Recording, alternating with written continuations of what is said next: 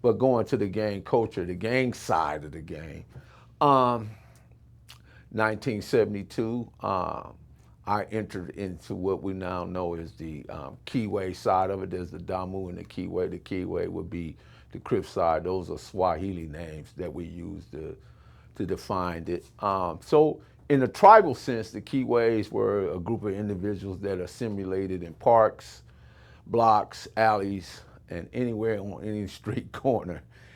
And what happened during that time, when I first took notice of it, was two older homeboys that I grew up with. Was Donald Duck Norwood, who was on one side, and then there was Killer Ty Wayne on another side.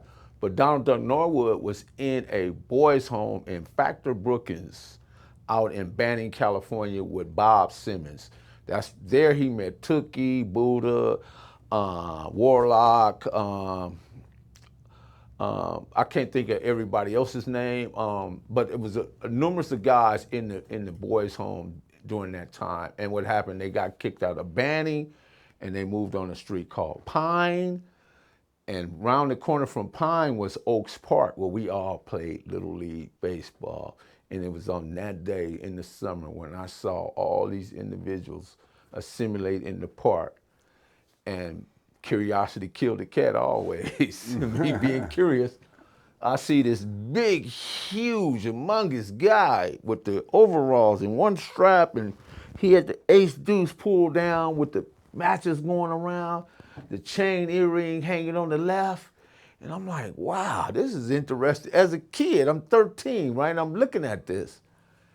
And it was just something about him that just made me, because it wasn't too long after that I had to go to Big Five and get the cement weightlifting. You know, it was the arm, but they had the one with the cement in it. Man, I think 'cause everybody wanted to be this guy, you know, and this guy was Stanley Tookie Williams. Wow. So Stanley Tookie Williams and other people that I knew that grew up with me in the neighborhood, they all came together in Oaks Park. And that began the Oaks Park Businessman. And from the Oaks Park Businessman, on the other side was the Midtown Crips. And the Midtown Crips was ran by Oliver Ty Wayne.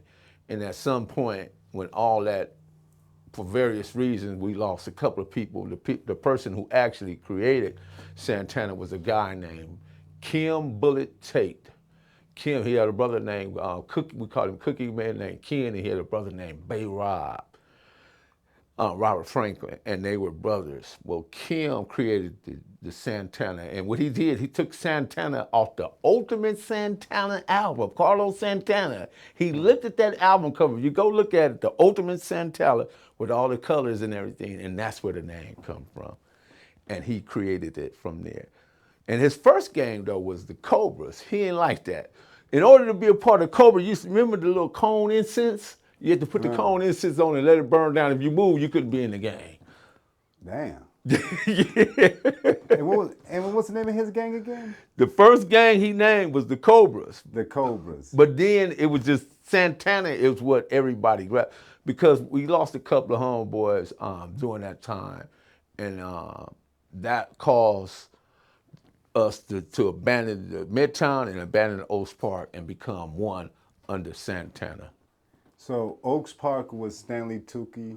Well, no, Stanley Tookie Williams was West Side Crip, but the boys' home was in our neighborhood. So that it was like a Crip network, if you so to speak, where all the Crips came, whether you was from the East Side, West Side, Compton, and the people from the Grandies, the people from Carver Park was the Sherry Capri, the East Side Park, East Side of Los Angeles, West Side of Los Angeles, because Stanley Tookie Williams was how can I put it? He was like maybe the star, one of the rising stars of Crippin'.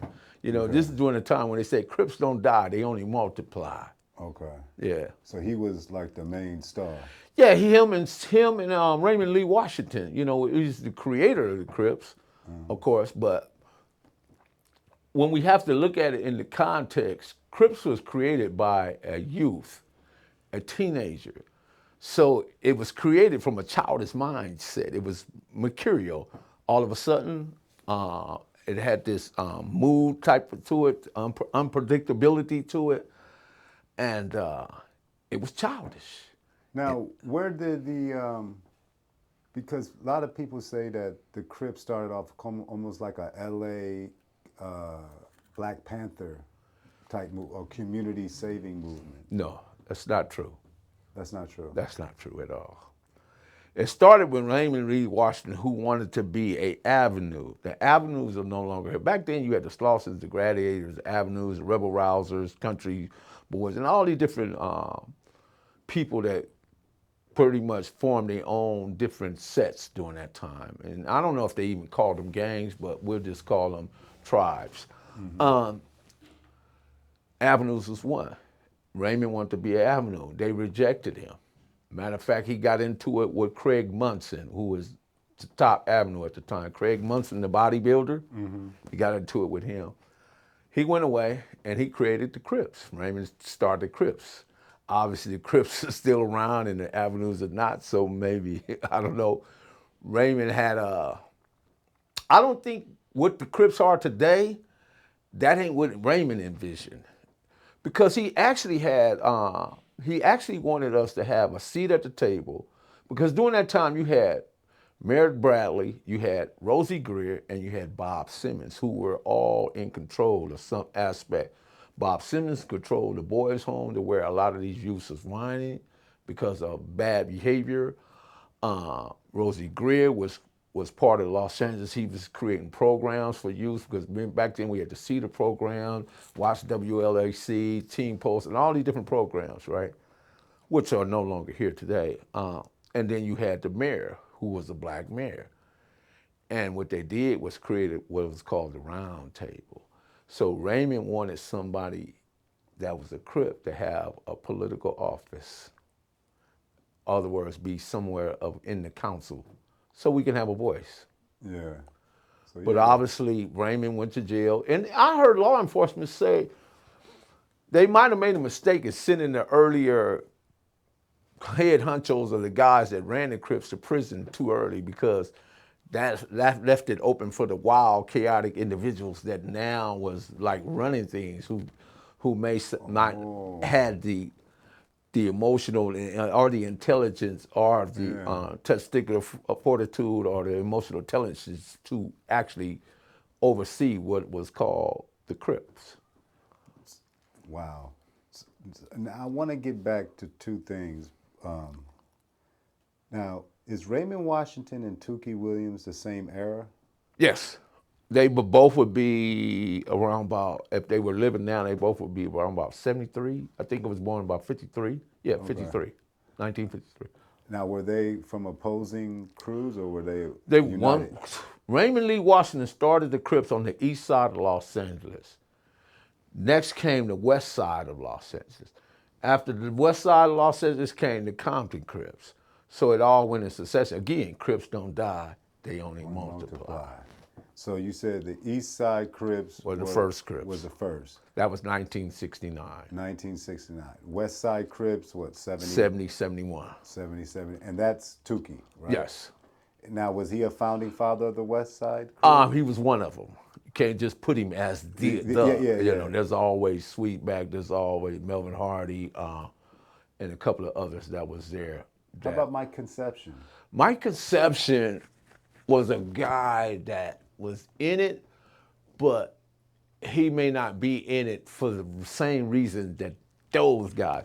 Mike Conception was a pimp and a gambler, and he wound up in a wheelchair behind gambling, shooting, firing tees. Tees are tailor-made dice that will hit the number that you choose that, you know, say you switching, you fire the tees, you hit that 7, bam, you take them out and get the other guy, whatever, he crap out, you fire a tee again, bam, 7-11, bam, you picking up money, all that. So that's why he wound up in a wheelchair. Oh, that's how he got in the wheelchair. Yeah, firing tees. Firing tees. Mm-hmm. So that was a bad joint. That was a bad joint. That's a no-no, as Jesse Jackson would say. He got caught. The thing is don't get caught. Yeah. So, and now you say Santana Blocc started off with Oak Park. Oaks Park Businessman and Midtown Crip. And Midtown Crip. Two different sets, but came together for the better of the good for individuals lost, and they decided to just make it one set. One set. And and this is all of like was this East and West Compton? No, this is just one section of Compton, which was predominantly between from Compton Boulevard all the way down to Pine Street, from Alameda all the way to Santa Fe, and then it expanded to Long Beach Boulevard because at one time the Bloods were in certain areas close to us. Proximity Bartender was one of the individuals, Lil Raymond, Stanley Pitts, and others were right there. They had the AMs, was Herman Jr., Willie T, and all those guys, Lil George. Wow. So, and then when did that come together? You said about what year? 72. 72. Now, there's a crazy documentary. I'll try to put it in this video. I think it happened in 1984. During I'm the in that Olympics. video. Yeah. And that was. Can you explain